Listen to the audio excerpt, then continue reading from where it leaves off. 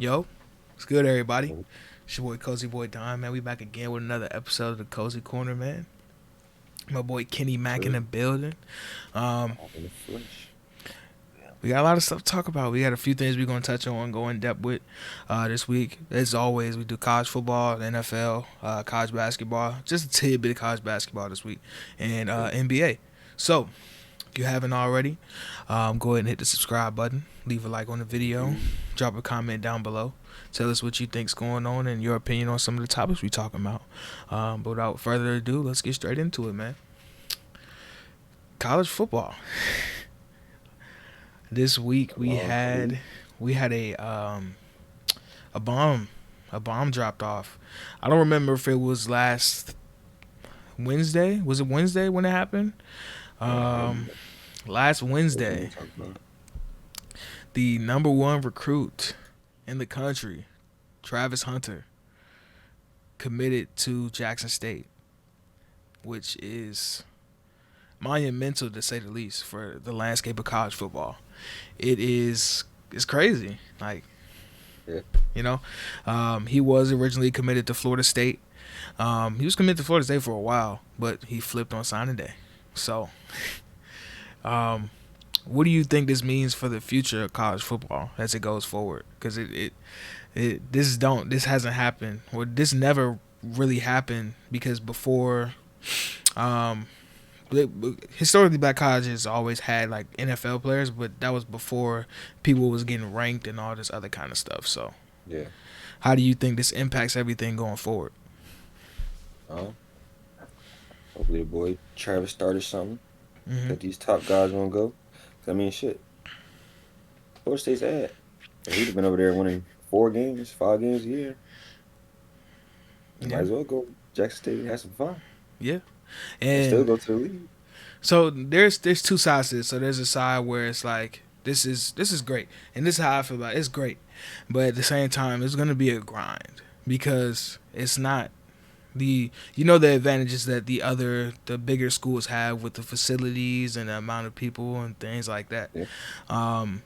It's gonna be harder going this route because of the resources that aren't there. But it's always important to start somewhere, and that's where I salute him at, because it's just like you got to start. You have to start it and go through the hard part to make it easier for people to go in the future, and that just helps keep going on and on. So, As long as he handles his business, he'll be in the league regardless. and That's the goal. that is the goal. And being under a guy that played the same position as you, and the GOAT corner, shit, ain't no better else place to go. Like, Nope. Dion is the greatest cornerback of all time, and it's like Travis Hunter is a cornerback, wide receiver, athlete kind of guy, but he's probably gonna end up being a corner, and there's no other place better to be. So, salute to you, Travis Hunter. Hopefully, this starts a wave of putting Yeah. the colleges that people like that look like us go to, you know. Yeah. So, You seen they said he got the number one or 5-star D lineman, like a 4-star somebody else. Wide Got receiver, number right? one receiver. yeah, I did see that too. 4-star D lineman. So he's building over there. And they're getting like a lot of major transfers, like from the SEC and things like that. So it's gonna be live. This starts the process, because eventually we want to get to the point where it's like these colleges are on TV and prominent in the college football landscape and things like that. So Yeah. And then I seen a guy from North Carolina A&T said they would have smacked the shit out of Jackson State in that championship game. Jackson State did get smashed in that game against South Carolina State. Yeah. And North Carolina A&T is good. They've been winning. They've been putting people in the league. Mm-hmm. Cohen, Yeah. Tariq Cohen, and they've been winning championships. So I do hope that this. I mean, it's cool that Jackson State is like starting the wave and shit, but there's other. There's other HBCUs. good schools, yeah. Yeah. So like, So, yeah, this is really, really good. That's really the only thing we wanted to talk about with like college football was that big story. And I moving. got something I want to talk about too. Okay, what's up? So with Cincinnati, do they have any chance beating them big boys? They got Bama. I will give them a chance just because I believe in that defense. It's like they have a really, really good defense. If you want to talk about corners, you got Kobe Bryant, put a C, Yeah. and you got Sauce Gardner over there. And they got a solid front line. I don't really know about the linebackers or the safeties, but that Man, matchup Cook on the line and then that is matchup safety. outside is going to be the key because even Yeah. though Alabama don't have John Mechie, they still got dudes. And Jamison Yeah. Williams is a first round pick. Like Yeah. he's a game breaker, so it's not something where it's like they don't have a chance at all. Their chances are lower than if it was I don't know whoever else could have been in the playoff. But when it comes Yeah. down to playing SEC teams in the playoffs, it don't end well for the other team. Um, I I'm think just Cincinnati got him. go No, go ahead. ahead. I'm just hoping they got a You just what? chance. Yeah. Yeah, I think Cincinnati got a better chance than Michigan. yeah. Mm-hmm. 'Cause everybody keep talking about this run game and shit. I'm like, it's not about to happen against Georgia. Georgia already pissed off. They didn't got whooped by Alabama. Right. So I'm expecting the two SEC teams to win and play again in the championship, but I'm Yep. hoping that one team can make it in. You know what I'm saying? So yeah. We'll see. So NFL. This week was ass. I would if I would say so myself. Especially with like the entire COVID situation with both the NFL, NBA, all sports. It's just like really just been affecting everything. And games had to be postponed. There's still games that have to be played today. Like after we record in like 3 or 4 hours, they still have to be played. Yeah. And it's Shit, weird. we It's don't even got a awkward. quarterback yet. It yeah, it throws everything off because you lose players and then the game gets shifted like 2 days and that doesn't really mean anything because you're not gonna get out of protocols in 2 days. Um, Yeah. so I'm hoping everybody who did test positive or is in the protocols is healthy, Yeah. because we're getting smacked right now as a country by this entire thing again. Um, we just I don't want gotta. to get the jab, as you would say. I wouldn't even. So we're gonna dig into this. I wouldn't even say it's that anymore. It's like that everybody let their guard down. You know. That's why I feel like the numbers are so high. Because even people that got the jab is still getting sick. It's not even a Yeah. thing where it's like people gonna get the jab, people not gonna get the jab. The thing that's most important to me is that you are taking the safety precautions if you're around people to keep around, like put a mask on, try to not No, people be, not doing be that super shit. close to people and shit like that. I know. If you That's can't, what I'm if you saying. can't get the vaccine, then you're definitely not about to follow no protocols.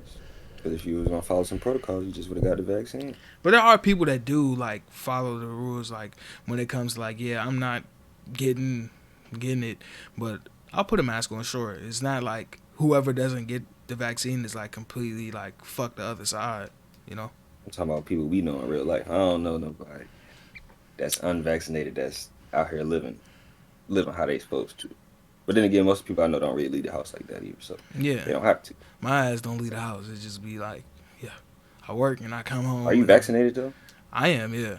Yeah. I So wasn't for a while. I was just like chilling, but I wasn't doing nothing crazy. I wasn't going out nothing like that. I was like, I might as well get an extra layer of protection. Don't want to, and if I do get it, I don't want to go to the hospital. You know, I hate, and I've been to the hospital before, and I hated it. It was the worst experience. It was the worst week of my life. So I'm not reliving that. it's too cold in there to be up in there. Yeah, but football wise, we had a few games that we had highlighted for the week.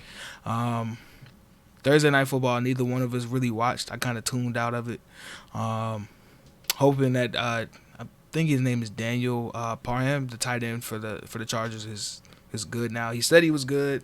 They said he was stable. He got released from the hospital a couple days ago. If you don't know, he had a concussion, hit his head on the ground, instantly blacked out, and they had to like stretcher him off the field. And it happened multiple times this week. So it's just like, you know. He's good, but the rest of the game, from what I saw, was a banger. I didn't watch it live. I watched the highlights and things like that. That was a hood classic, and I might have to go back and watch it, even though I don't really want to, because shit like that just like fucks with my brain. I don't really. Chargers gave that game away, man. Yeah, I did. That was the sentiment of everybody. They left points on the board the entirety of the game. The first drive, I think it's Charles Benjamin, or whatever his The name is. first drive is when Parnham got hurt. He Yeah, had a touchdown. He caught the yeah, ball in the end zone, and then when he fell and hit his head, he dropped the ball because yeah. it knocked him out.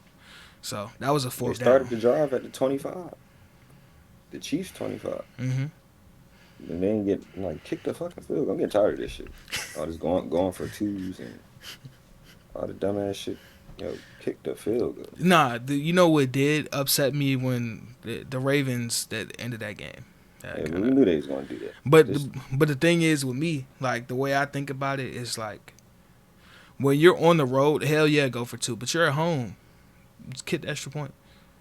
You know. you got Justin Tucker, Yeah. kick the extra point. But I don't know. But That's the crazy. mind blowing thing about it is Marquise Brown was open on that play. Yeah, everybody keeps saying that. I So ain't see him open, but what it everybody is, has been saying. I'm not gonna put it on the screen. I'm just gonna explain it. What it was is everybody in the damn stadium knew Mark Andrews was gonna try. They were gonna try to get Mark Andrews open. So I'm pretty sure it was just like a base defense.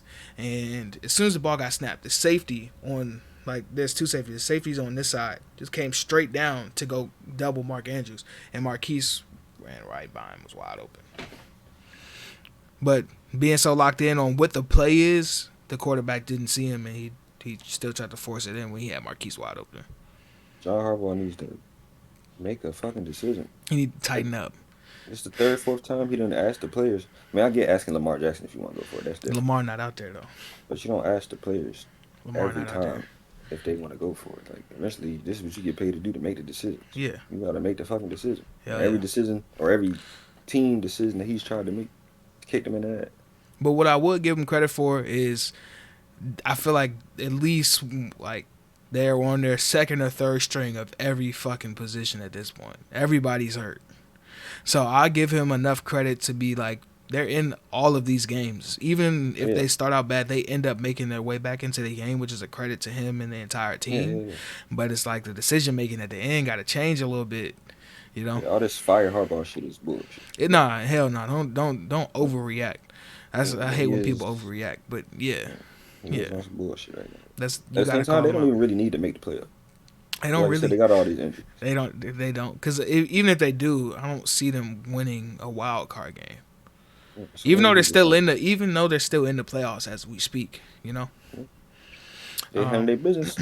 The race wouldn't even be this close. Yeah. They would have beat the Steelers and beat the Packers. Mhm. They'd be chilling. I was surprised, man, that they were even in that game because I was expecting Lamar out. They're not gonna have no juice, but they got some juice from the home crowd and. Of course. Mhm. That bank is lit. The Ravens, no, the Ravens got a backup quarterback, sure. Hell yeah. Because Not a and bad it idea. works because their styles of him and Lamar's styles are similar. Obviously, Lamar is a better quarterback than him. That's why he's a superstar. But Yeah. to have a quarterback that's the similar like type of skill set, then it complements. Yeah. So He can play. yeah. And what other game do I want to talk about? I want to talk about the Colts and the Patriots because that was fun. It was an uncharacteristic game for the Patriots though because it was just like a whole lot of early mistakes and they fell behind in the first half and they couldn't make up for it. Yeah, you in called the it. end. You said you had the Colts. I was watching that shit last week. I was like, yeah, this nigga crazy. But hey, he was right. I was gonna send it to Calvin. I was like, yeah, he said it, Calvin, not me. Nah, Hey. but look though, it's crazy because the Patriots actually came into the game as an underdog and I didn't know that. Yeah. So I'll I'm not take the gonna Patriots. take a victory lap because the sports books had it too. So Nah, you it's should just take the like- victory lap. Because I don't know. I didn't understand why the Patriots is the underdog. Yeah, how the fuck? It's just because they were the coaches at home. And like another thing, like just like the law of sports or the law of life in general, they won like 7 games in a row. They're not gonna keep just like win out the rest of the season. They're gonna have to lose at some point. Colts been on the streak too, though. Mm-hmm. Was it Colts 3 in been a row? playing. I don't know. I feel like I ain't seen them lose since the Ravens. But I know that's No, not they true. lost to the Bucks like a few weeks ago. Oh yeah. And I Shootout. remember them beating the Texans. No, that's only 2 in a row. They beat the Texans. They had a bye week, and then they won this week. Jonathan Taylor. for MVP. That's my player of the week for the AFC. What he had? He Oh, had like 29 carries, 170 yards, and 2 touchdowns, and a touchdown to end the game. It was just like the Colts won that game yeah. more than the Patriots, and it's unfathomable to say that like with a Bill Belichick team, but it's true.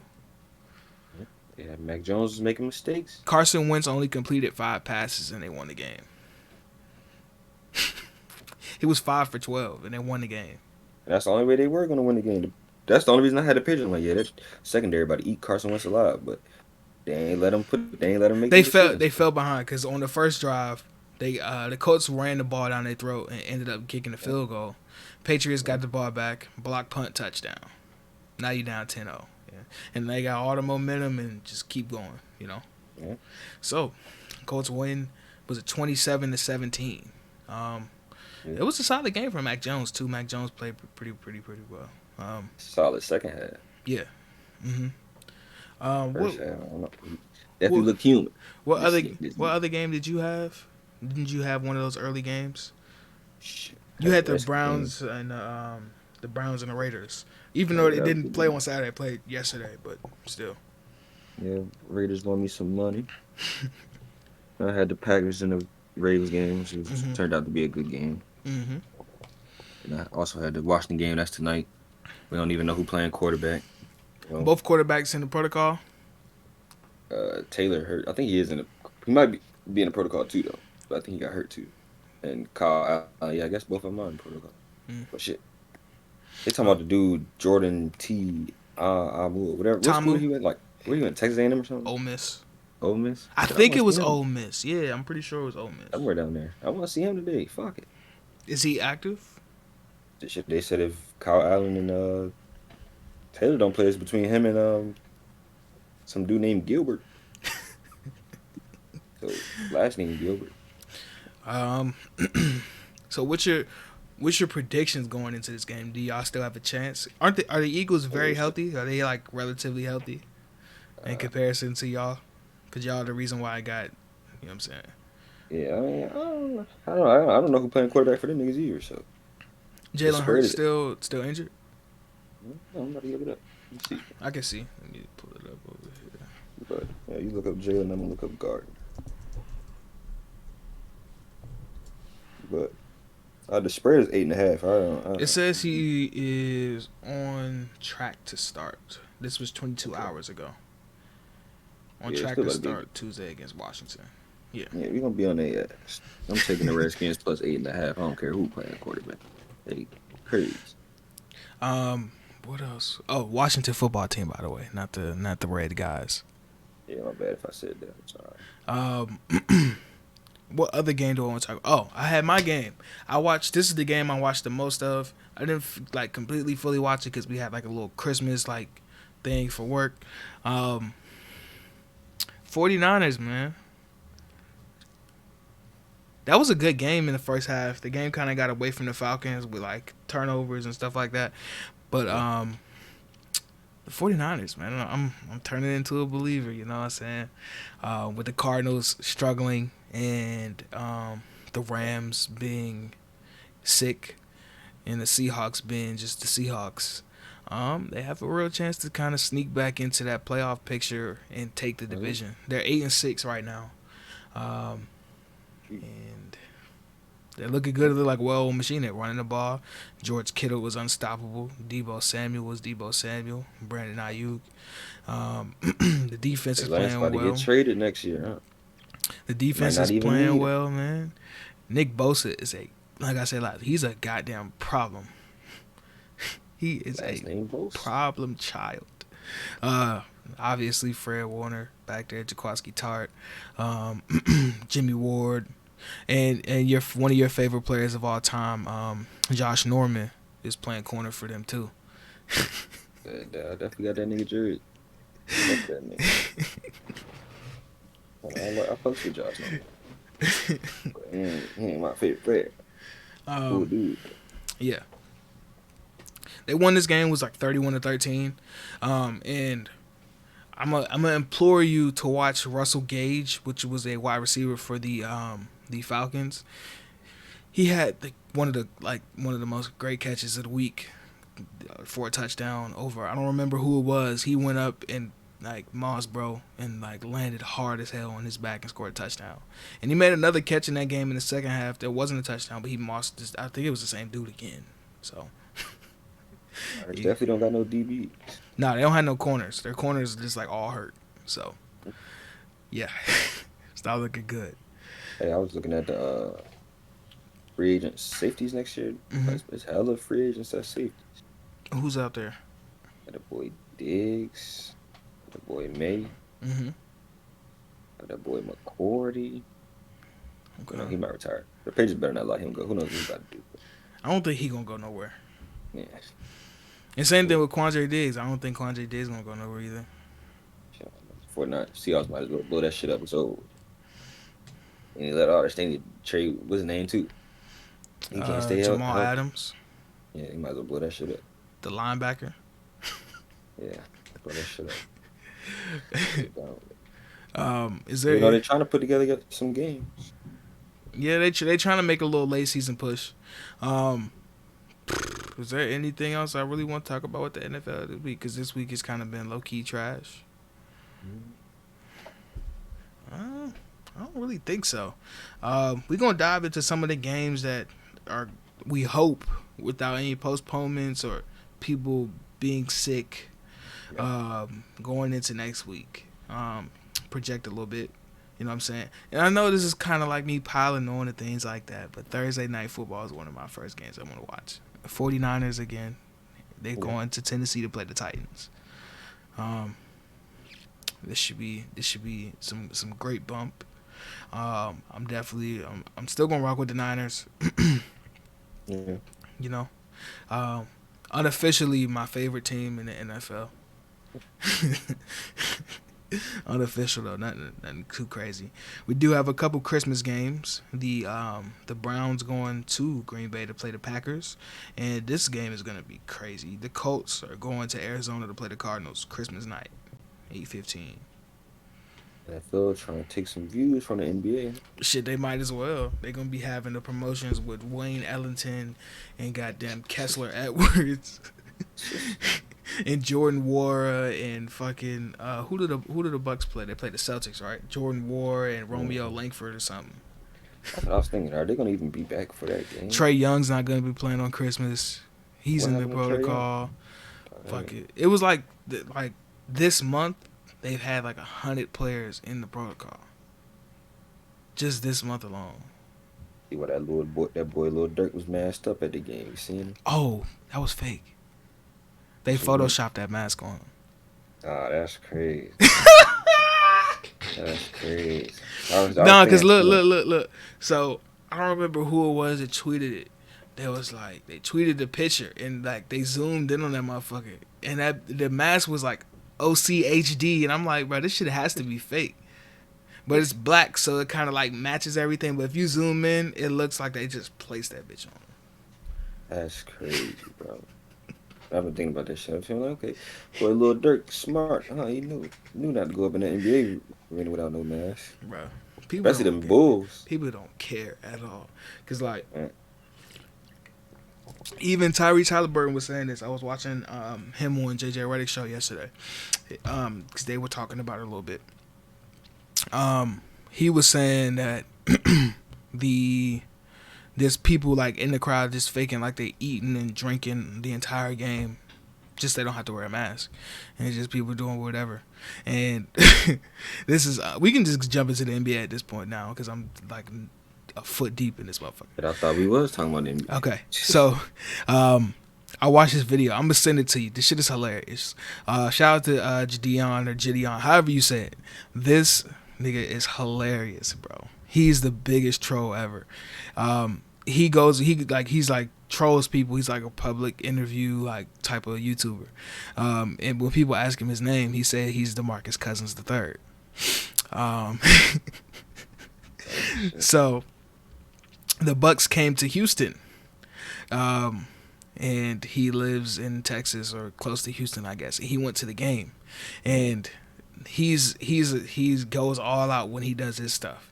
So he had a custom DeMarcus Cousins jersey because he calls himself DeMarcus Cousins III. They put Cousins with the Roman numeral 3 on the back with the 15. and he had a makeup artist come and draw all of Boogie's tattoos all over his arms. And he brought a headband and a basketball to the game. And I'm going to send it to you, he was just like trolling people the entire time. And I'm going to put the picture on the screen. DeMarcus Cousins ended up seeing him, and they took a picture, and it was on video and shit like that.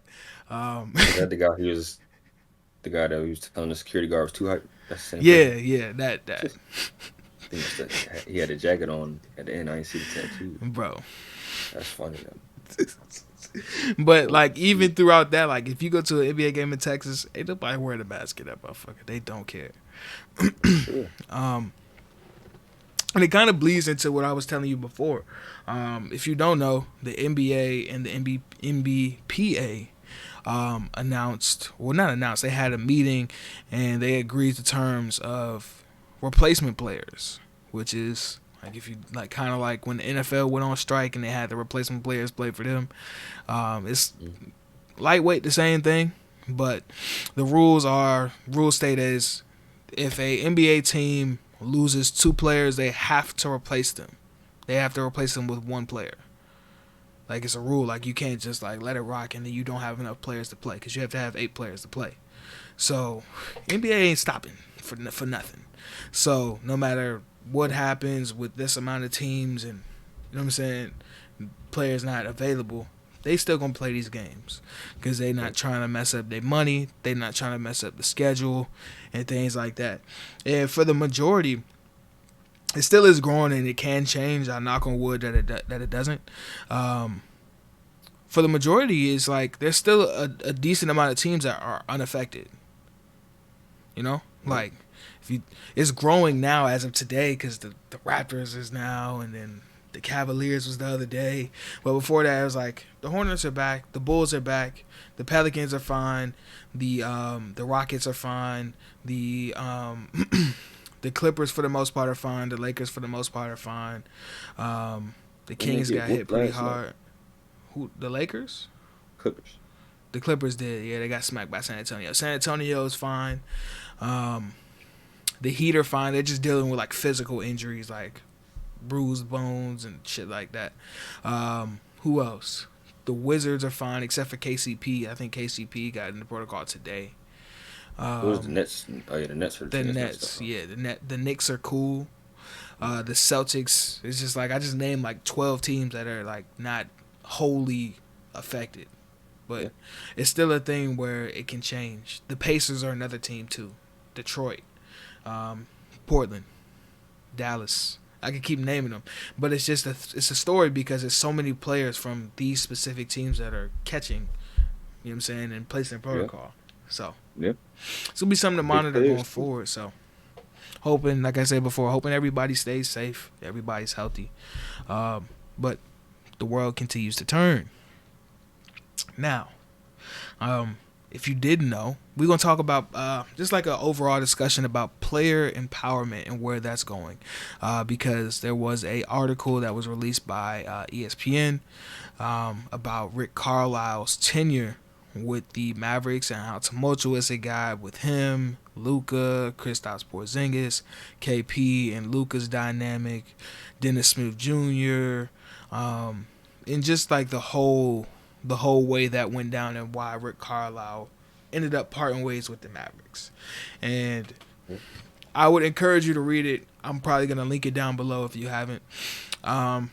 It was just really like a power, like a dick measuring contest, to keep it 100 with you. Because like Mark Cuban was like, he hired this random like game strategy dude to help manage the game, and I don't know what field he came from and things like that. And Rick Carlisle was making a ruckus about Dennis Smith Jr. because he didn't want him. They wanted the Mavericks to draft Donovan Mitchell, which you can make of that what you want. You know what I'm saying? You know, and but the thing I kind of want to push back on it a little bit. The thing is, right, with the Donovan Mitchell thing. Donovan Mitchell led his team to the playoffs in the first round. Granted, Yeah, his saying the team, same thing. granted his team was better than the Mavericks team at that point because Yeah. Dirk Nowitzki was his last year and things like that. But even with that, you didn't have Luka yet, so you needed like a lead guard, and Dennis Smith Jr. was. He was really good in his freshman year at NC State. It's not like he was like he sucked, you know. And even in his rookie year, he was super solid. I don't remember how many he averaged a game. I could look it up and go on Basketball Reference and see. Played cool though. He was. It's not like he sucked. You know what I'm saying? And I feel like that's kind of like the way that it was portrayed. But I mean, compared to Donovan Mitchell, yeah. Yeah, But yeah. he does. He is. It's not like he was like I don't want to name nobody because it'll get all unchy. But okay, He didn't live up to lottery pick potential. let's see. So his rookie year, he averaged 15 points, 5 assists, a steal, 3 rebounds a game. Okay, that's pretty bad. 39% shooting from the field, 31 from That'll 3. do it. Do it. 69 from the free throw. So he really could have been averaging about 20. Yeah, if he could was a little bit more effective, yeah. But like that's not bad. Like that's probably comparable to what Jalen Green is doing right now. You know, and you just got you get what I'm saying? It's not like it was just like the worst rookie season ever, and they ended up getting Luka out of it. And Rick Carlisle didn't think it'll work, but it seemed like he didn't even try. You know what I'm saying? At that point, he just started alienating Dennis Smith and got him out of there. Got him traded for Kristaps Porzingis. Tried to say he was hating on Luka or he was jealous of Luka. Yeah, he was trying to like split them apart because him and Luka ended up cultivating a friendship. They were best friends. They were the two young. Yeah, the same apartment building, hung out together all the time, together on the team, playing games, doing all this other stuff, bonding, and like out of some like TV drama shit, he just comes in and is like, yeah, he said this about you, and then it's just like starting to build this wall up, and then it's just like, okay, get out of here, go, and at that point, his career was basically effectively ended, even though he's still playing right now. It's just like he hasn't got another chance, like another real chance to be the player that he can be. You know? And it sucks. But moving forward from that, they traded for Kristaps Porzingis. Rick Carlisle was very hard on everybody. He was berating people, and some of the shit was justified. It's just like if you have 2 points in the game and you getting technical fouls, what the hell are you doing? Yeah. You can't do that. But you don't say that. You don't tell them to get the fuck out of here. Nah, yo, come on. If you think about it, right? You the coach, and one of your players is only produced 2 points, and he just gave up 2 points. What's up? Yeah. Oh yeah, you're right. Niggas definitely gonna be heated about. What's up? Like, come on now. And another thing is from like the Brandon Ingram video I put out. He was saying that he loves when he fucks up, and he was like, when people get criticized, I always put their head down. But if you're on the same team, if we're all a team, it's coming from a good place. It's not like I'm trying to down you and drain all of your confidence and be like. Who said that? Willie Green? Who said that? Brandon Ingram. But who is he talking to? He was talking about this how he takes criticism and shit like that from coaches or from another player or something like that. Yeah. But gotta have tough skin. You got to. But and coaches can make or break you. But the article kind of still dove into Luka and Kristaps Porzingis' relationship and how they just didn't vibe. They don't really vibe together. They're not connected. Like it wasn't like there was a quote that said it was noteworthy when they high-fived each other, which is crazy. But yeah, that's crazy. Yeah. So think about it like this though. He built that relationship with Dennis Smith. They was basically saying that was his main man. Yeah. Then they trade Dennis Smith for Kristaps Porzingis. Even though Kristaps might be better than him, that's still not my main man. But God, you can. It's still not. Yeah. It's still crazy to be like, if you trade somebody for somebody else, and you just automatically not fucking with them. It had to have been. It had to have been something that caused it. We don't know, but Carlisle. it may have been. Could have been like what's the word I'm looking for? He was turned off like from the whole situation. Yeah, exactly. Yeah, he was kind of rebelling against Rick Carlisle because it was like, you just traded. Sure. This is your guy. You know what I'm saying? Yeah, he just did some big ass shit. But and then they were saying he was also, like, I guess he was trying to put Luka on a pedestal, but Luka didn't like that. He didn't like how he was shitting on other players. Yeah, he was put Luka on a pedestal. Yeah, and I feel like that's you shouldn't do that. Hell no, Luka a real one. But at the same, our players wouldn't. Go ahead. No, go ahead. I was gonna say, but at the same time, like the reality of it is, you have to they're already on a pedestal, but when it comes to accountability, they have to be held to a higher standard than everybody else. But everything else, you could put them on that higher pedestal. But when it comes to, like, if you fucking up and you need to do something, I'm gonna be able to ask more than I would be on the 6th man or even the 12th man on the bench. So, yeah. You know, Luka wasn't used to that. Luka used to being the youngest kid on the team, getting talked to the craziest on the team. Probably. Now he comes to Now he comes to the NBA. He like, saw this superstar shit. I ain't earned shit. I'm 18. Yeah, and speaking of that, I feel like I've confirmed my suspicions about the Zion situation with the weight thing. I've seen other pictures of Zion, and he looks like he's in shape. And this is why I was talking about the player empowerment thing, right? Where do you land on the way, like, the landscape of, like, player empowerment is in the NBA with the total of what's going on just this season, whether it be the entire Zion situation where there's rumors that his camp wanted him to leave, or whether it be Ben Simmons, or whether it be Kyrie, or it could be was there any other stories that would have been a thing where it's just like somebody throwing Bradley Beal saying he taking control of his situation this year. Yeah. So, I mean, how do you think this is gonna affect, like, the landscape of the NBA going forward with the players holding this much power? And you got to know who you giving that power to. Mm-hmm. You know, you got to know who you giving that. Kyrie. We seen these decisions from Kyrie. We seen him turn his back on LeBron James. We seen him do whatever the fuck that was in Boston. You know. Mm-hmm. Now we see him doing whatever this is in Brooklyn.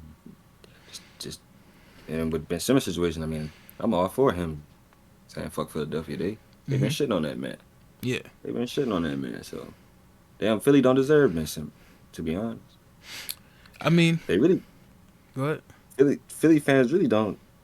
And that's another thing. Philly got to know who they drafting. Philly got to know when you bring somebody to Philly, he got to be tough. Mm-hmm. You got to be tough because you ain't going to make it. Mm-hmm. But they don't deserve that, man. And then, who else did you say? I was saying it was... Oh, yeah, Zion. With Zion... I feel like it's just a whole bunch of smoke. I don't think it's actually something there. But because it's like... Zion. He ain't said nothing. He just been trying to get healthy. He ain't said nothing. That makes it worse. I know. Makes it worse. But you know, we live in this generation where we live by lyrics and shit, right? You remember on Scorpion, Drake said, I don't remember what song it was, but he said, you know, a wise man once said nothing at all. So you kind of got to factor that into it, where it's just like, yeah, I'm not going to say nothing about it. I'm not going to address it. And then Zion seems like the person where he's not going to. And it seems like Zion's the type of person that's just like, yeah, whatever. I don't really care. You know? And he's been famous since he was 14. Mm-hmm. But my thinking on it is, it's a slippery slope because, yes, I'm for the players being able to control their own situations, but at the same time, it kind of gets to the point where they kind of taking that shit a little bit too far. So if, like, say for instance, if the Zion shit is true, you ain't did shit. You don't have the cachet to just, like, be like, I want to leave. You know what I'm saying? Yeah, it's like talking about the Pelicans right now. No, but what I'm saying is, you haven't done nothing to deserve that kind of power. You feel me? No. Like you know what I'm saying? And I'm not saying that this is how I feel, but if those rumors are true, it's just like, what the hell, bro? Like, you know? What you're saying when the NBA players voted for the best player in the league, somebody voted for Zion. So he definitely got that potential. He just ain't played. That's what I'm saying. It's just like you have to be available, and it's not a thing where it's like you got to be healthy in order to be on another team and play. You know what I'm saying? You got to be healthy to play because the basketball comes first and all the other shit comes second. You know. And man, it's that first overall pick entitlement, B. Mm-hmm. Kyrie Irving did the same thing. I mean, really, what the hell has Kyrie Irving did? Let's talk about this because this is crazy. Once he gets out of protocols, hopefully he stays healthy, all that good stuff. Make sure he's actually like sound, like health wise. I don't know how to feel about the whole situation because he's playing part time, first ever part time NBA player in modern history. Did that shit from the beginning of the season. They said that in August. So what it was is that the Nets was like, hell nah, you going to have to sit. But try to be stubborn. Now look at it. As you know, and I know, sports, winning equals money, and money equals whatever you want. And Kevin Durant, and it's multifaceted, it's multi-layered because they're protecting one of their assets, which is Kevin Durant, because he's playing hella minutes, 2 years removed from Achilles injury. Even though he's playing like at MVP level, it's like, how many miles do you really want to put on his body in January and December, just to keep pace? Yeah, not like this. That's what I'm saying. Him having to score 50, and it's admirable because I watched was it 2 games that they only had 8 players? The 2 games when they only had 8 players, when they played the Raptors and they played what was that? What was the other team that they played? Magic. The Magic. No. It was another team. I feel like it was somebody before KD got into protocols. I'm trying to remember. But like, god damn. And James Harden missing games and being inconsistent is kind of throwing everything out of whack too. So it's just like, at this point we might as well use Kyrie. You know what I'm saying? We have him. He's available. He wants to play, but it's just up to us if we want him to play. So it's kind of like an asset protection plan, and they're kind of using him for that. But like strictly basketball purposes, I don't know how to feel because he'll be able to practice when they're in Brooklyn, but he can't play. But when they go on the road, he can play. So I feel like I don't know how that would work with like rotations and the flow of the game, because when you're at home you play a certain way, then on the road you're introducing this new player. Throw that boy Kyrie with the mask on out there, huh? How they making these high school kids play? That shit is crazy. They don't even have the mask on though. It's just like on their chin. But like, I don't know. I can't tell. I don't know what to think about it because it's just like, bro. Where's the Christmas game? In LA? Yeah, but he's not gonna play because he's in COVID protocol. Yeah, this shit is getting off. Yeah, they did like all the Christmas games except for like 3 of them. Like, everybody's gonna be out. So there are 5 Christmas games, right? On December 25th, Saturday. The Hawks and the Knicks. No Trae Young. Celtics and Bucks. Maybe Giannis. Maybe. Because he's in protocol right now. He may be able to get out. Maybe Chris too. Chris has a hyperextended knee. Yeah. So he's more than likely not going to play. But they still got Drew. Shout out to Drew. You've been hooping, bro. He been getting his game off. He been getting his fucking game off. Hey, salute. Hold on. Let me give my kudos to the Bucks. The Bucks, I don't know how to explain it. They look like the champs, even without their best players. Like Drew Holiday, Grayson Allen. Grayson Allen has been hooping his little tail off, bro. Blistering from 3, playing defense, making plays. Pat Connaughton has been great. Bobby Portis has been great. Even Boogie been getting to it. Um, just salute to the Bucks. And with Chris Middleton and Giannis are back, I don't see anybody really in the East that can beat them at all. Unless the Nets gonna put up them buckets.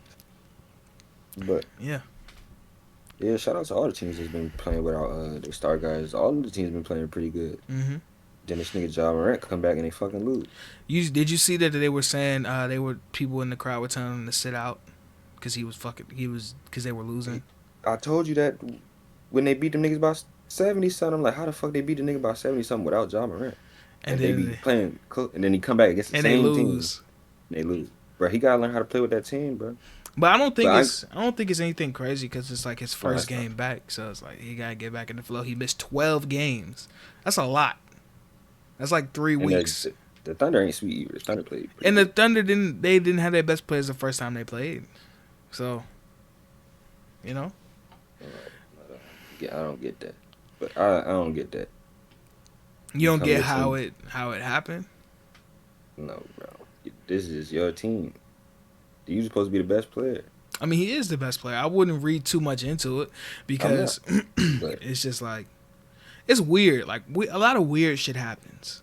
Like some of the weirdest shit is just, you know. You just gotta learn how to play with the team. I think with a lot of the athletic point guards in the beginning of their career, they don't know how to fit in with the team properly.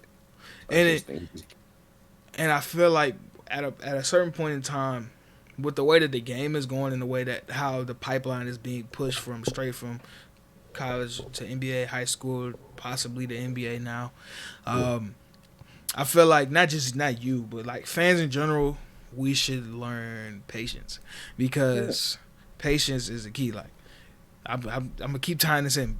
Brandon Ingram video. Yeah. Brandon Ingram this year is in his 6th year. You know how old he is? 24. He is 24 years old. And he's played 6 years in the NBA. That's fucking crazy.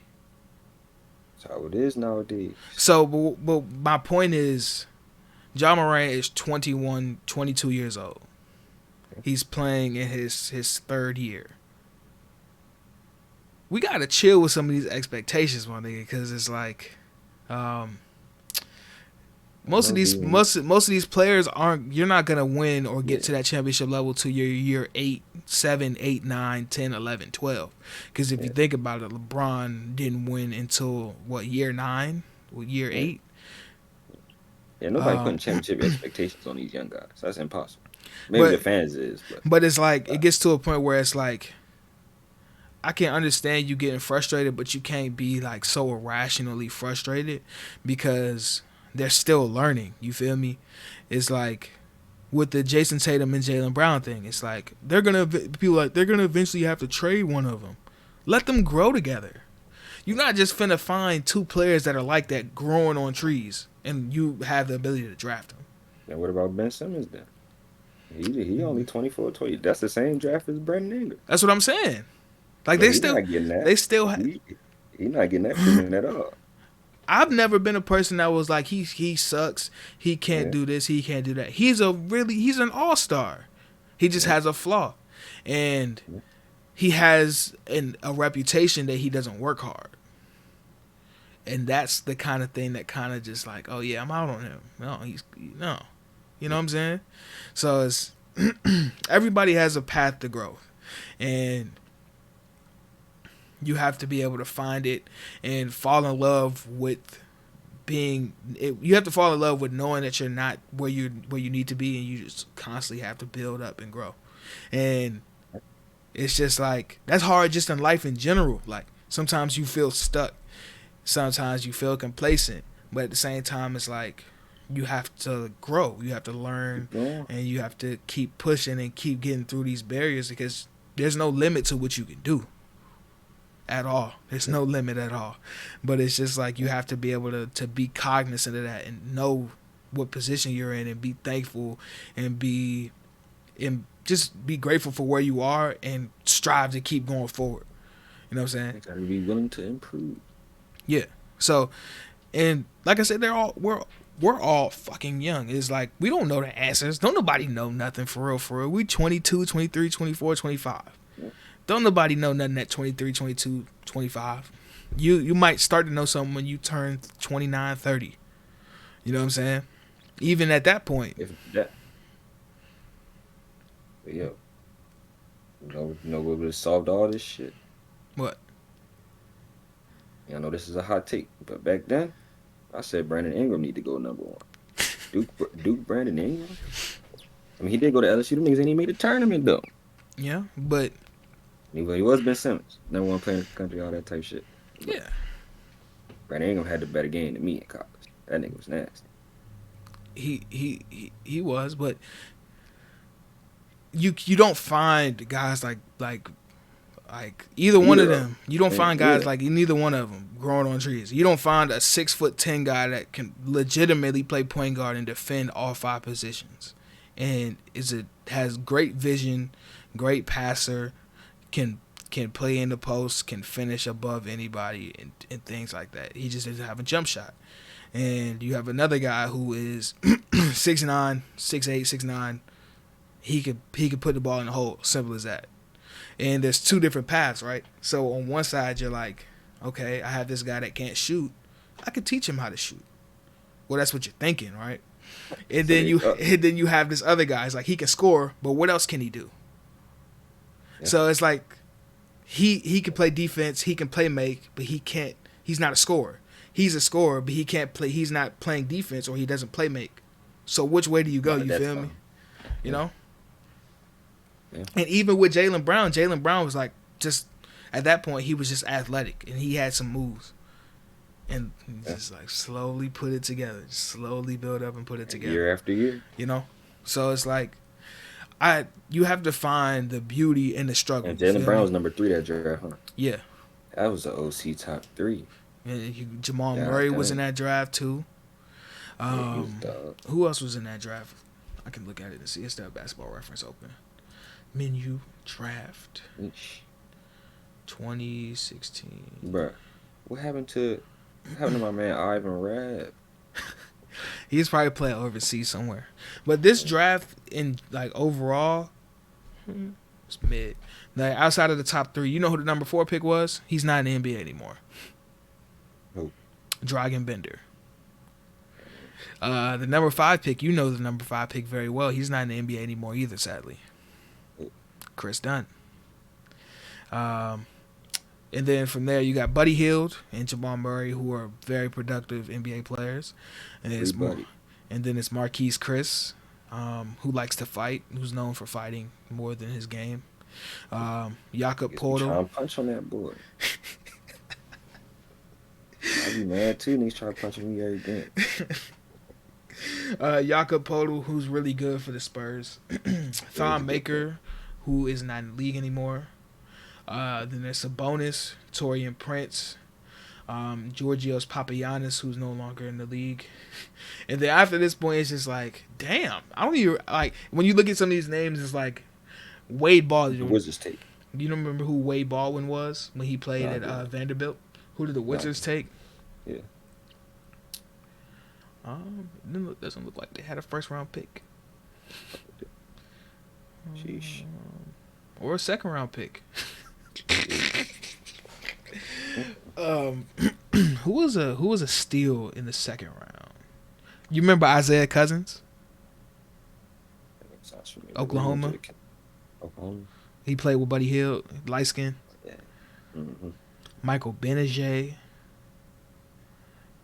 But like an actual steal in this draft, there's a few of them. Ivica Zubac was a 32nd pick. Malcolm Brogdon was a 36th pick. What school did he go to? Virginia. Does he end up the 36th pick? Who else? He's nice, yeah. He is really nice. But the Pacers gotta get them niggas out of there because they got too many niggas. George Niang, who's really good for the 76ers. Yeah. That's pretty. You think the Bucks win a championship with Brogdon? Do I think they do? Mm-hmm. No, because I don't think he's better than Drew Holiday. Because if you shit, that hurt. Because if you don't if you don't trade Malcolm Brogdon, then you don't trade for Drew Holiday. You know. But yeah, this draft is pretty solid. So outside of the other guys after Taurean Prince, there's Denzel Valentine and Gershon Yabusele and Henry Ellenson and Malachi Richardson but the rest of this draft is pretty good. Like DeJounte Murray was a 29th pick. He just had he has like 6 triple doubles this year. That'll be your career high and everything.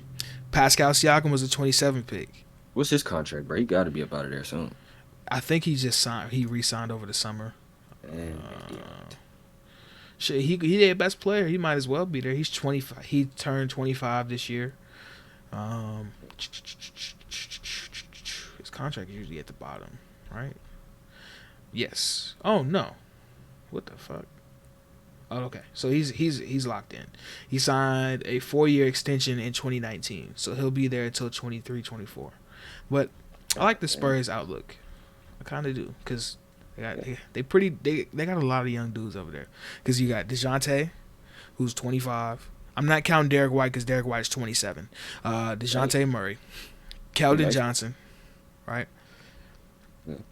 Lonnie Walker, Jakob Poeltl. I think Jakob Poeltl's old too, though. Well, not old, but relatively old. Jakob Poeltl, where the fuck is he at? They just need one guy. They might need to go get some bonus right now. I just seen his name. Oh yeah, he was like a top 15 pick, right? No. Oh yes, he is number 9. Jakob Poeltl is 26. He just turned 26 a couple months ago. I didn't know DeAndre Bembry was a first-round pick. I did not know that. Sheesh. Didn't know Hawks. I didn't know Timothé Luwawu-Cabarrot was drafted in 2016. I thought he was drafted before then. Furkan Korkmaz was drafted there at 26. He was a first-round pick. A lot of role players, huh? Skylar BCA. I thought Skylar BCA was going to be tough. Skinny. Damian Jones was the last pick of this. Let's just go through some of these drafts and see what other players that we forgot about. I'm going to go to 2015. 2015, obviously, you know the top 3, Kat, D'Lo, Jahlil Okafor, Kristaps Porzingis, Mario Hezonja. Oh, Timberwolves have the top 2 picks from the 2015 draft. Mm-hmm. God damn. Which is crazy. And the number 1 pick from the 2020 draft.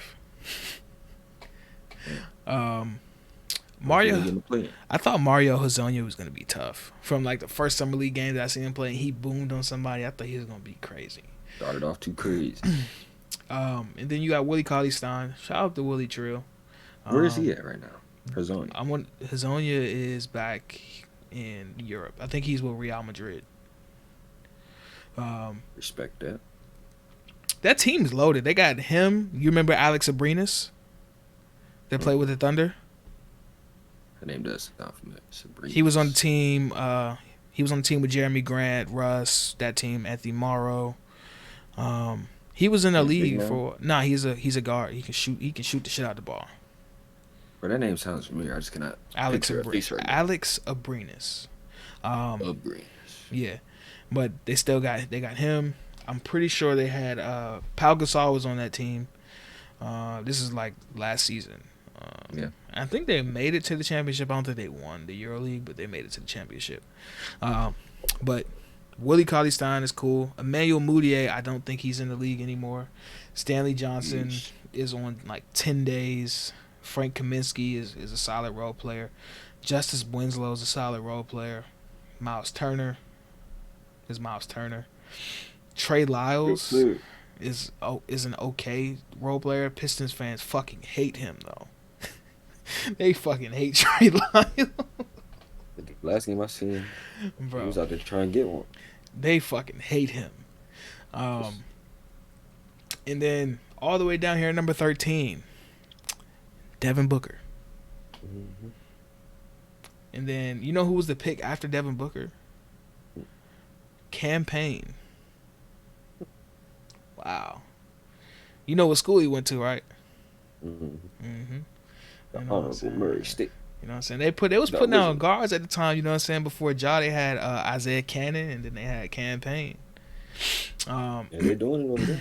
Then you got Kelly Oubre, Terry Rozier, Rashad Vaughn. You remember Rashad Vaughn from UNLV? Yeah, the bucket getter. He Milwaukee selected him. Yep. Sam Decker, who was not in the I NBA. thought he was gonna be nice. Well, he was playing with the Raptors earlier this year, I want to say, and they ended up waiving him.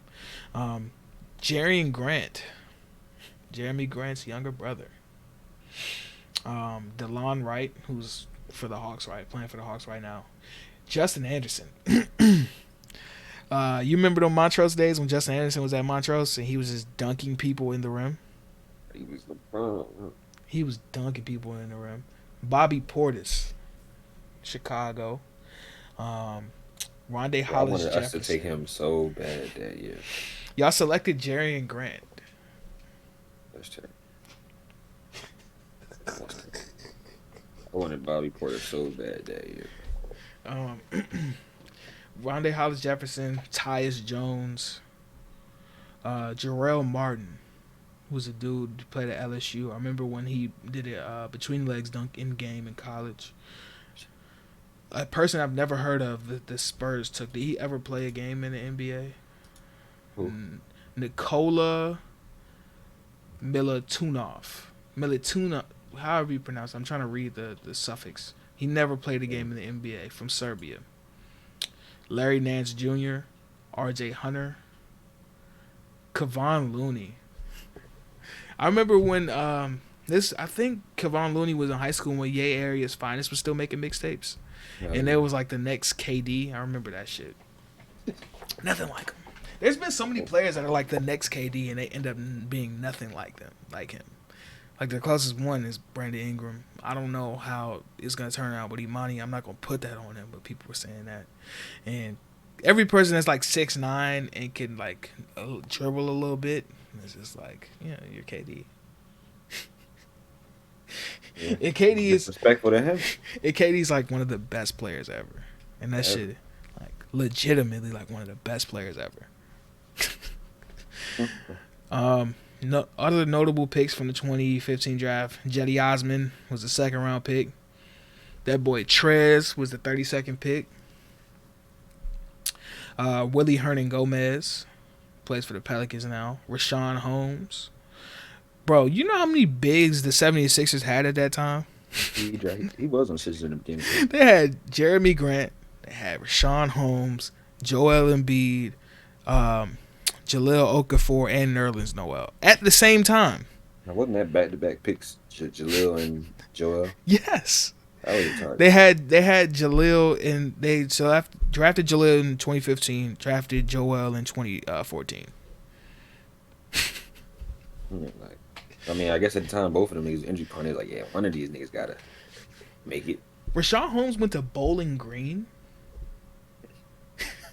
Yo, is that in Virginia? No, it's in Kentucky. I want to say it's in Kentucky. It's either in Kentucky or in Ohio. Who else? Josh Richardson was the second round pick in this draft. Pat Connaughton. Shout out to Pat Connaughton.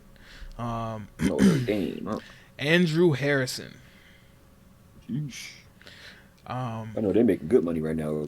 Mm-hmm. Norman Powell was the 46th pick. Who? Norman Powell? Wow. Where did he go, to UCLA? Mm-hmm. Who else? Yo, UCLA got them dogs. Sir Dominic Pointer. Why does that name sound familiar? Because he was used to dunk people at St. John's. Mm-hmm. We're gonna do one more draft and then we gonna wrap. We're gonna get up out of here. JP Tokoto. You remember JP Tokoto? He played at North Carolina. Oh yeah. Rakeem Christmas. Tokoto. He was tough too. Yeah, both of them. Mm-hmm. My boy PJ Harris. Whatever his name. Didn't he punch somebody in the face and never play like an NBA game again in practice? Damn it. It's unfortunate. Do you want to go one more year back or go up to another, like one of the more recent drafts? 2014. That's what I'm highlighted on. And we already did 15. Mm-hmm. So you do 13 or 17. let's do 2017 because I feel like I'm forgetting some of the players that were in this draft outside of like the top 5, obviously. What the fuck? So, I want to say there's 1, 2, 3, 4, 5, 6, 7, 8, 9, 10. Well, I'm gonna keep it at 8, 9, 10, 11, 12. So 12, damn near all the lottery picks were hits except for like 3. Well, not hits, but I want to say they're not bust. They're in the NBA still and still contributing. We know the that draft with Mitchell. This is the 2017, so it's Markelle, Lonzo, Jason Tatum, Josh Jackson, who's still a role player for the Pistons, which is crazy. His whole journey was crazy. Josh Jackson? Yeah, because he was the number 1 player in our class, the 2016 class. He ended up going to Kansas, got in trouble a little bit. Smoking that weed. It was something about like a stolen car. Or something. It was just like a whole bunch of janky shit. But he was still good. He was still really good at Kansas. 4th pick. Yeah. And then it didn't work out in Phoenix. And then, it didn't work out because he wasn't producing and he was getting in trouble. And salute to Josh Jackson now because it seems like he's not getting in trouble no more. He's matured and he's fought through it because still a smacker, nigga. Because being a top 5 pick and being on a different team in less than like 2 years, that shit can break you. Like it really can. Case. And shout out to Dennis Smith because he's still fighting. He's still like producing. He's still in the NBA. You know what I'm saying? Because a lot of people would have fell out and just been like in depression. And I'm pretty sure they went through that kind of stuff. But it's just like, yeah, it's hard. I could see that. Being a top 5 pick and 2 years later having to play in the G League, like you know what that'll do to you, like you know. Nowadays, that's where the league at right now. But back then. Yeah. So he's supposed to be the star. Yeah, they was comparing him to Kawhi and Jimmy Butler and like yeah. But salute to Josh Jackson. De'Aaron Fox was the 5th pick. Jonathan Isaac was number 6. How you feel about that? I was talking about the De'Aaron thing. Nah, well shit that too. But my friend, he was basically like, "What the fuck are the Magic doing? They got all them niggas hurt." Like he was basically saying their training staff must be ass. But I was like, no, you gotta look at it. They got all them young guys, and they still ass. So they about to get another young guy with Markelle and Jonathan Isaac coming back. The Magic doing it right. Yeah, that's what I'm saying. So the thing with like trying to rebuild is accumulate as much talent as you can and see who comes out on top. Right? Why not? They got 6 guards. They got like they need more wing depth. They have like 4 bigs. So because you think about it, you got to figure out who you're gonna pick between Cole Anthony, R.J. Hampton, Jalen Suggs, Markelle. Those are essentially 4 point guards. You can move Cole over and use him as a 2 because he's more geared to score. But you got to figure out what you're gonna do in that situation, right? Then you got Franz, who's been playing his ass off. Salute, bro, Franz. did you see that bucket? Bro, who did they play overnight? Because he had a crazy bucket. He gave, I don't remember who he played. He had like 28 again. Bro, he had a crazy and 1 bucket. I was like, what the fuck? I can't remember who they played though. He's so nice, bro. Yeah, he tough. He tough. And then once you get Jonathan Isaac back, you know, Mo Bamba's playing really well. You got Wendell Carter. Who else is on that team? I'm pretty sure those are all the young guys. And then you got a good ass coach in Jamal Mosley. Jamal Mosley was highlighted in the article about the Mavericks because he was the dude that all the players were going to, and he was the guy that boosts everybody around. So, how did they can relate to, huh? Yeah. But I don't know. I don't know how to feel about the Magic. I think they're doing it the right way. They're not doing like a whole bunch of bullshit because all the guards that they had, they didn't draft. Like they got Markelle for like a 2nd round pick. Cool, that's it, huh? They got R.J. Hampton for what? Aaron Gordon, who was growing out of being in that young core. He's about to leave anyway.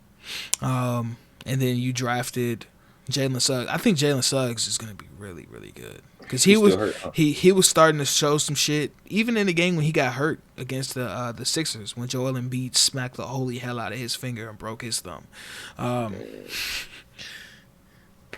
He was showing some shit. And then Cole Anthony is one of my favorite young players in the NBA because he just got that swag about him. Yeah. So out of this lottery in 2017, there's 4 people that will be considered disappointments. Well, at least in my opinion. I'll say 5 because Josh Jackson is considered a disappointment because he didn't live up to expectations. So there's Josh Jackson. I didn't know what to expect from Laurie, so I'm going to keep him out of it because he's still solid. Frank Ntilikina was a top 10 pick. Yeah. Zach Collins is always hurt. God damn. That's unfortunate. He about to be out of the league. Nah, he got an extension with the Spurs. He's with the Spurs now. Oh, he is. He still ain't played this season? Nope. Still hurt. Malik Monk is betting on himself in LA. I'm betting on Malik too. I just think he ain't been in. Bro, that run he had at Kentucky. Yeah. That was one of my favorite Kentucky teams, and it's probably because I have a connection because they was the same class as me. Yeah, us too. Yeah. And this is still to this day why I hate UNC, and that's why we whooped y'all ass. UNC. They knocked us out in the Elite 8. You know who hit that shot? Number 2, right? Luke fucking May. Oh, he did that dumbass thing. I was mad as shit. It wasn't. It was like a mid-range little pull-up. I have a recording. I hate you, Luke May. You know how I be recording like when the game when it's about to be happening? Bro, I got that shit in my phone. I was so blown. I hate you, Luke May. You ruined something special because you had De'Aaron, Bam, and Malik Monk. Yeah. They could have been in the Final Four. Hell yeah. Fox was crying at this. Because he knew that was his last game. He was going to get that chicken. You feel me? But I just think Malik Monk, he just hasn't been in. I mean, Lakers is cool. And the Hornets is cool too, but those are all situations where there's a lot of guys like him. He's one of those guys, though. It's not like he's not like a. I don't know how to explain. He's not a star. He's not a starter in the NBA like we thought he was coming out in college. No. He's more so of a guy that you bring in off the bench like a Terrence Ross or 6-man potential. Or a guy that can fill a role like not the same play style, but a guy like a Marcus Morris Sr., somebody like that you can bring off your bench and he can provide a scoring punch. Yeah. And he just got to get consistent to be able to earn a role on the team like a Jordan Clarkson, Jordan Clarkson was consistent. He's smart. He got a role, and he won 6 Man of the Year last year, and he's a key piece of the Jazz. Yeah, shit. They going just as far as he goes. If he not getting 20 a game, they ain't doing shit. Okay. And there's who else? After Malik Monk, Luke Kennard. Luke Kennard did not work out in Detroit, but he's working out with the Clippers. And Buckets in Detroit. It's Detroit. Donovan Mitchell was the 13th pick, and Bam Adebayo was the 14th pick, the last pick of the lottery. And it kind of dropped off from there, to be honest with you. All them guys sure did. The next good player is the 22nd pick and the 23rd pick, and that was Jarrett Allen and OG Anunoby. Oh, I'm sorry. No, John Collins was the 19th pick too. That's a deep draft. And then after that, you got Kyle Kuzma, Derek White, Josh Hart. That ended up the first round. Frank Jackson, who's still in the NBA, is the 31st pick. Ivan Rabb was the 35th pick, who you were just talking about. Wesley Iwundu from Kansas State. Oh, so he stayed another year instead of leaving with Jalen, huh? Who? Ivan Rabb. Jaylen Brown. I think so. He should have left with Jalen. Who else is this second round? Is not is Nah, I know. You know what? The end of the second round is crazy though. Alpha Kaba, Jaren Blossom Game. I don't even know how to pronounce that name. Jabari Bird, Nigel Williams-Goss. You remember Nigel Williams-Goss? He played at Findlay Prep when Findlay Prep was still a school, and then he went to Gonzaga. They're not a school no more? I don't know. I haven't seen him. Yeah, I haven't seen Findlay in a while. Who's that, in Nevada? Yeah. Kadeem Allen. Monte Morris was the 51st pick. Underrated. Iowa State. Dylan Brooks was the 45th pick. Who did he go to? I was thinking. He got drafted by Houston. He went to Oregon. Yeah. Mm-hmm. Couldn't remember. I was thinking that shit yesterday. I'm like, yo, what school did this nigga go to? Isaiah Hartenstein, who's an effective big for the Clippers, was the 43rd pick. Thomas Bryant was the 42nd pick. What school did he go to? Who? Thomas Bryant. He went to Indiana. Yeah. Dwayne Bacon was the 40th pick. Shout out to D Bake. Do your thing overseas and get back to the league, my boy. Yes, sir. That's pretty much it. What you think he over there playing with how the hell did he not make the league? Yeah? Who? His Corey? Yeah. I don't think he was good enough to be because he went to the combine and he went to some of these camps and it just ended up not working. The college film is there. Shit ain't all about. I remember watching a lot of that though. It wasn't all there because he's small. He doesn't have point guard skills. And he's an erratic scorer. Definitely a bucket getter. He's an erratic scorer. I wouldn't say he's like a pure like bucket. He's more of from the last time I watched him at college, he was more of an athlete than he was like a guy that you can depend on to score. Yeah. So that's where the league is going for a couple of years now. Yeah. Athletes. If he was coming in the league in like 2012, 2011, hell yeah. Hell yeah. But unfortunate. But he's still getting that bag. Yes, sir. I'm looking at I know we said we was going to stop. I'm just looking at the 2013 draft. I don't know why I'm looking. That was a weak draft. Relatively, yes. Giannis is the best player in this draft. He was the 15th pick. I'm gonna keep scrolling down to see if there's anybody else that's like close to him. Yeah. Shit. No, the next closest person is CJ McCollum. Yeah, well, CJ. What happened to him? He just like his lung just collapsed. Yeah, and out of the game. I don't know, but it's not as bad as it sounds, and like he can still work out and stuff, which is crazy. You say he can still work out? Yeah, he can still work out and shit like that. He'll be back soon. Yeah. Rudy Gobert. You know who Rudy Gobert was drafted by? Who? The Denver Nuggets. I was about to say that too. That's crazy. And you know who the Utah selected? Yeah. Shabazz Muhammad. Jeez. Now that might be one of the biggest busts of all time. He was number 1 in high school, huh? Yes. He was tough, but he was cheating. You remember a few episodes ago I talked about niggas cheating? Yeah, he was one of those. He was one of those. And you could tell too. Back then, we just was young enough, we didn't know nothing about it. He definitely looked old as shit. Had a full beard at 18 years old. Bro. Which, I mean, nowadays it's AAU back in those days was wild. Like, I got like a whole bunch of like AAU stories. It's just wild. Like, playing against Josh Jackson, playing against Thon Maker, refs getting body slammed by parents and having the ambulance rush into the court. Right. Yeah, that's a wild father. What else? Hearing about Akil Carr being a cheater too. At bumping. Nigga, he was like 19. Yeah. When he was at bump and run. Bro, to be honest, that's when I first found out about that shit. Moving out here, close to the Baltimore, that's when I first seen all that recruiting shit or reclassing shit firsthand. Yeah. It's common. It's so common, bro. It's like really common. So it's like when you see players, or they'll. So it's either one or two things. Sometimes I give people the benefit of the doubt, because when it comes to enrolling in school, if you're born after a certain day, like it's sometime in like September, then you have to wait till the next year to enroll in school, like in kindergarten.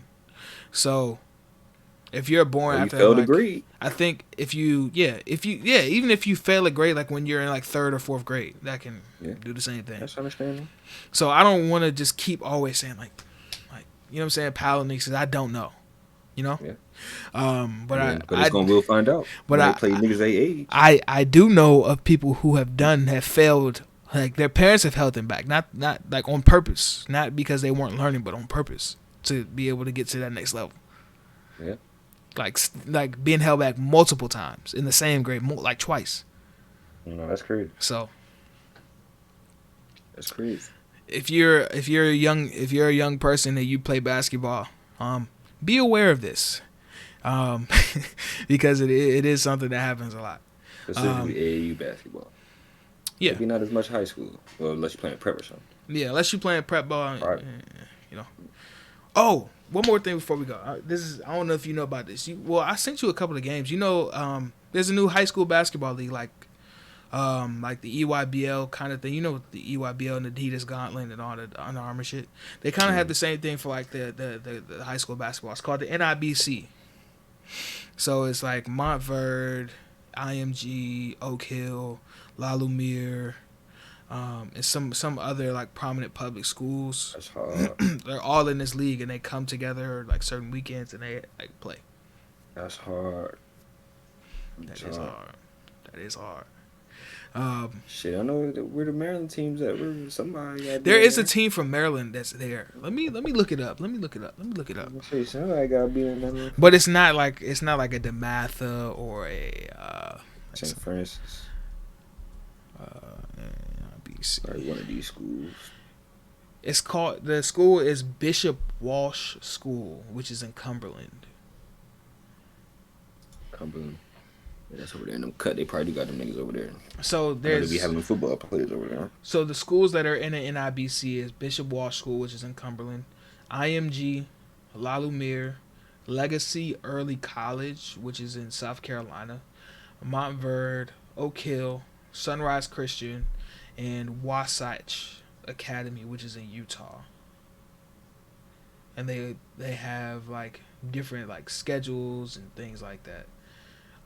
The last time they played, the last league game was December the 11th, and the next one was in Virginia.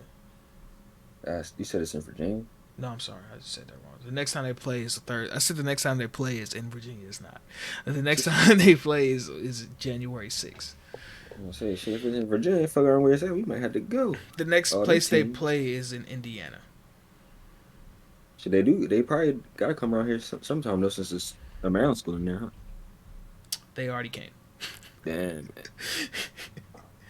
But I don't think it was any like La Lumiere played Wasatch, but it's in Cumberland. I'm not going to Cumberland, bro. That shit probably not that far from you though. It's probably not, but I'm still not going. Yeah, I don't know. Not at all. But yeah, like they're like all the players that are in this league is Keontae George. Shout out to Keontae George, Derek Whitehead, who's going to Duke. No. There's this one. I watched one of these games. It was La Lumiere. There's a dude, JJ Starling. He's going to Notre Dame. Oh my God. Notre Dame. Bro, when I tell you, bro, is explosive as I don't know what. Oh my God. Oh my God. Rob Dillingham, you seen him? He's shifty. Boy, shifty. He look pretty tall too. Nah, I think he's small. Rob Dillingham, he's going to NC State too. I want to say he's smaller than what you would think though. Yeah. Who else? Yeah, I was thinking 6'8". He probably only 6'4", 6'5". But you know what I'm saying. Remember when you was talking about Kentucky a couple of weeks ago when you said that they ain't had none of them dudes? Mm-hmm. It's coming next year. Oh. Sky Clark. Oh yeah, it's definitely coming next year. I forgot about that. Chris Livingston. He should have reclassified this year. Chris Livingston. And the number one player, Shaden Sharp, who's gonna enroll in January. So he's not playing high school basketball. He's trying to graduate so he can go to Kentucky early. But can he play this year? No. Right, Sky Clark should have did the same. Sky Clark can play. He's not even playing right now. He's hurt. See, so he definitely should have did the same. That's unfortunate.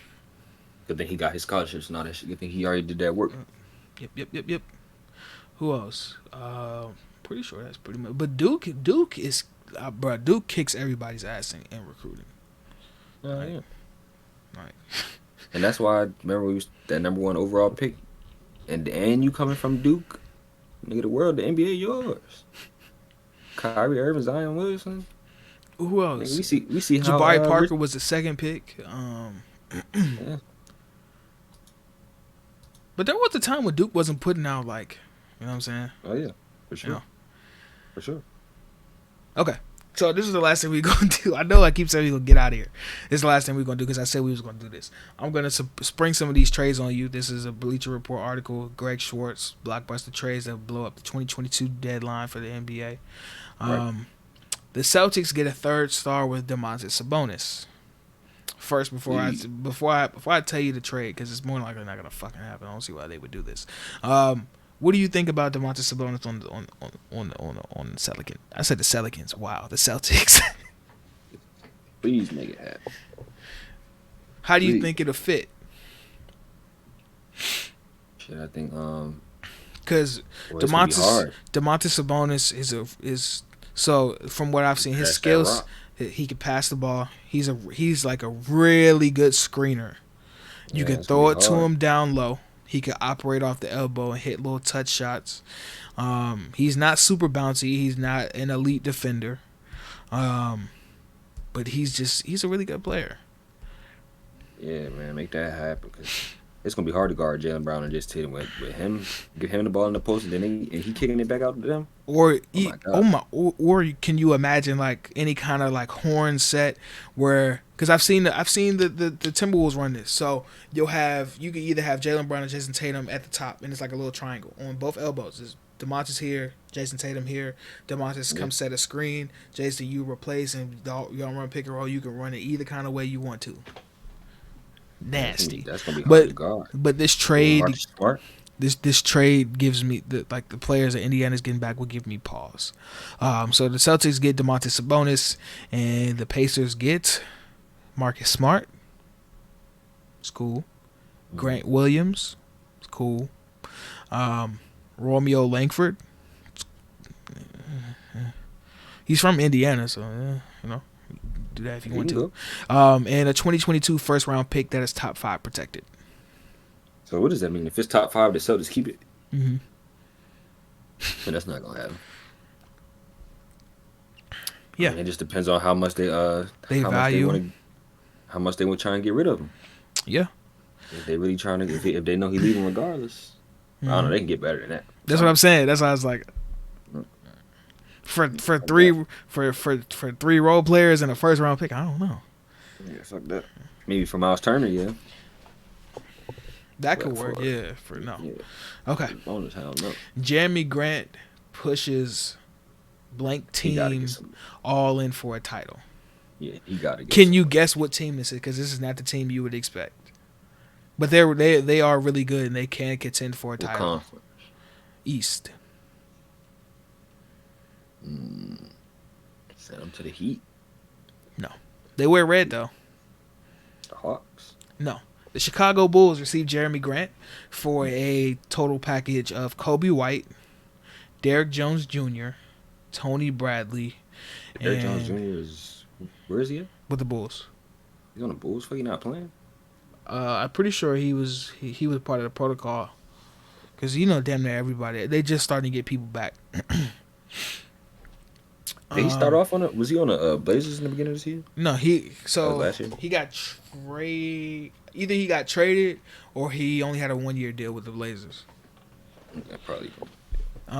But the Bulls get Jeremy Grant for Kobe White, Derrick Jones Jr., Tony Bradley, and a first round pick. Why would the Pistons do this? They can get better. Yeah, they can get better. They don't need a guard. They need a guard, sure, but no, they don't need a guard. They got 2 guards already. Mm-hmm. And then you got a veteran guard in what's the brother name? They used to play for Corey Joseph. Or yeah. Mm-hmm. What am I gonna do with Derrick Jones Jr.? Tony Bradley is. What am I gonna do with him? What I'm gonna do with a first round pick? I'm already gonna have one. Yeah. No, you could use this. You could use another first round pick, but I feel like you can get an actual player for Jeremy Grant that's young. Yeah, somebody. What the fuck? So not off to a hot start. Well, I guess the Bulls really don't have nobody to give up that's relevant except for Kobe. This next trade is. What the fuck? But that's why I ain't read it because Bleacher Report trade shits usually be crazy as hell. New York Knicks get De'Aaron Fox for Free Fox. Obi Toppin, Kemba Walker, Alec Burks, a first round pick in 2022, which is top 3 protected, and a first round pick in 2023 and a 2022 second round pick. No. I don't know, Kemba Walker about to get traded somewhere though. He got it. Is he still not playing? Nah, he played the other night. He had 29 the other night against the Celtics on Saturday. Shit, they lost, right? Mm-hmm. Fucking yeah, he about to get traded somewhere, and then him just coming out dropping 29, unless they like fuck it, we gonna rock out with him. But something about to happen with Kemba Walker. This is a terrible trade. Yeah. Like, do we live in fantasy land? And Kemba Walker, Obi Toppin, Alec fucking Burks. Yeah, the Kings. If the Kings did that, they need to sell their team and move back to Seattle. If they do that dumb, that's dumb. This is what I was thinking for De'Aaron Fox. Swap Ben Simmons. But if the Kings, what would be the point? Because if you trade in De'Aaron Fox, it's to get Halliburton the ball. Yeah.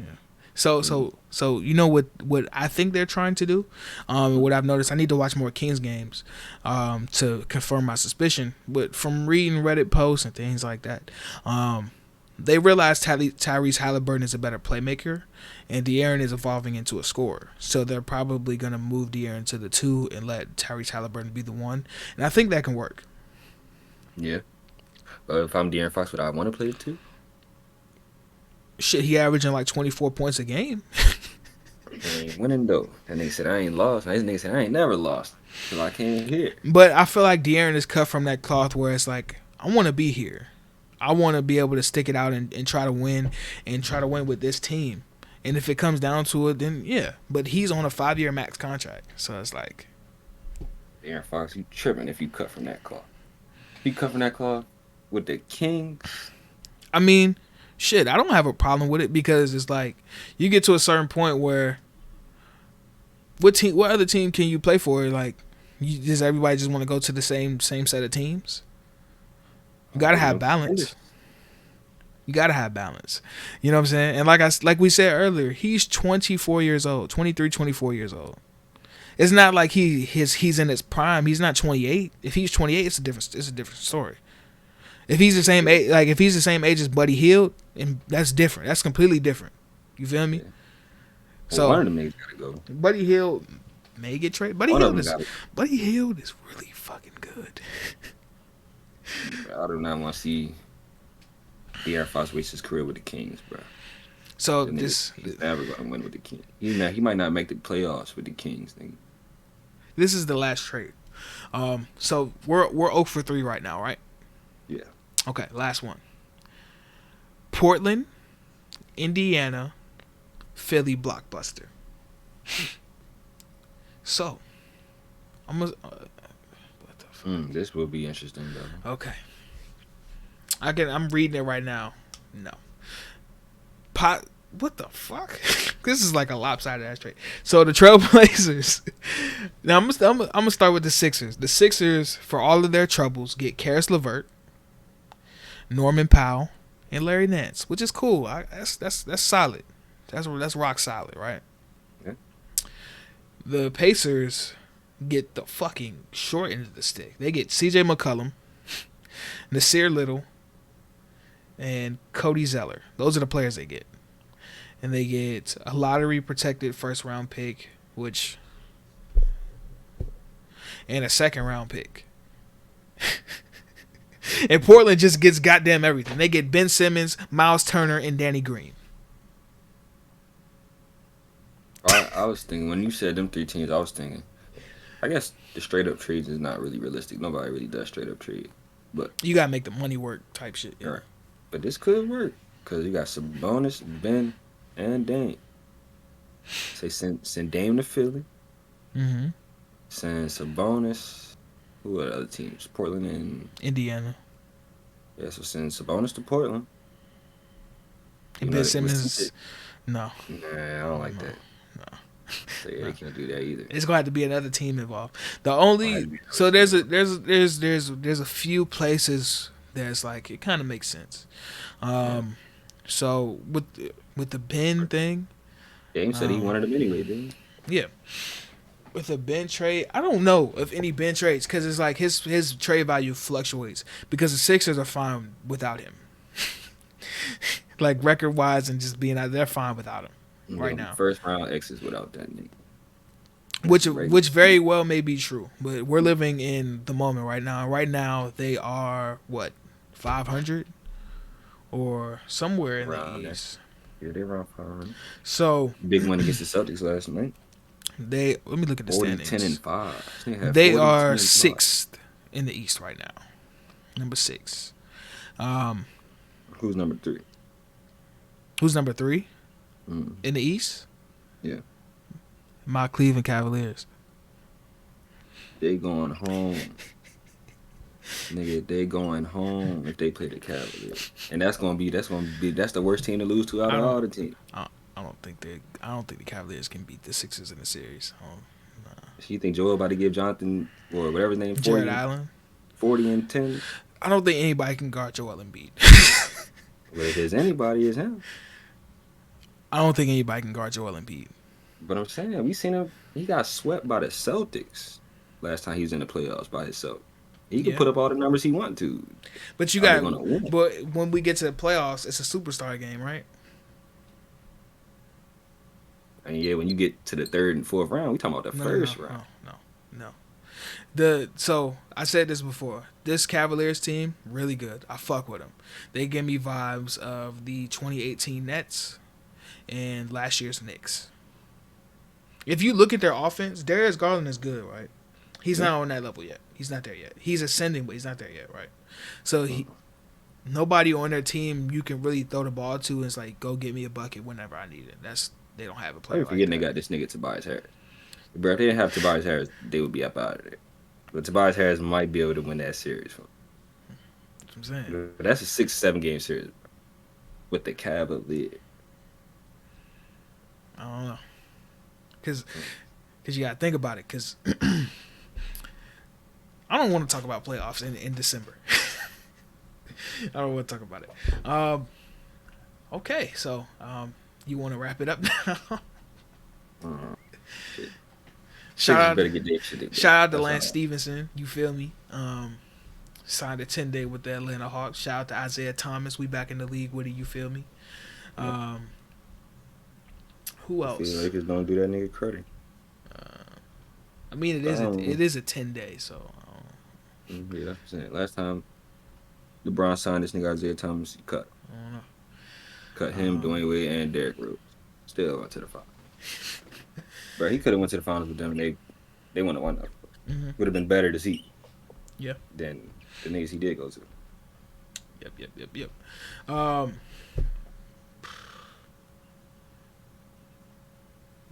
So I'm just gonna name 2 more random things and we're gonna leave. The Washington Wizards signed Jordan Shackle on a 10-day contract. He's been shooting 48% from 3 in his last 8 games with the Wizards G League team. And the Bulls are signing one of my favorite role players, Ersan Ilyasova, to a 10-day contract.